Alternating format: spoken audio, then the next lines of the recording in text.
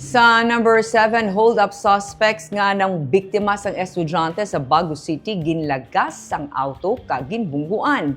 Isa na lipungan. Isa ka hold-up suspect ang nadakpan samtang nakapalagyo ang tatlo niya kamakaupdanan matapos siyang ginlagas kag ginbungguan sang awto sa National Highway sa Barangay Sumag, Bacolod City, Biyernes sang gabi. Sunod sa Bago PNP, sakay sa duha ka mga motorsiklo ang apat ka mga persona sang ilagin hold-up ang isa ka estudyante sa Purok Paho, Bago City. Ila nakuha ang bag kag tablet sang estudyante. Ginlagas ang paryente sang biktima sakay sa auto ang mga suspect kag ginbungguan ang isa ka motor. Ang isa sa mga suspect ang nalipong kag nakaangkon sa mga samad sa lawas. Siya ang gidakop sang katapos ng Bacolod City Mobile Force sa company nga nagapatigayon sa checkpoint sa unhan kag gin-turn over sa Bago PNP. Na-recover sa iyang tablet kag bag sang biktima pati na ang isa ka Honda Beat nga motor.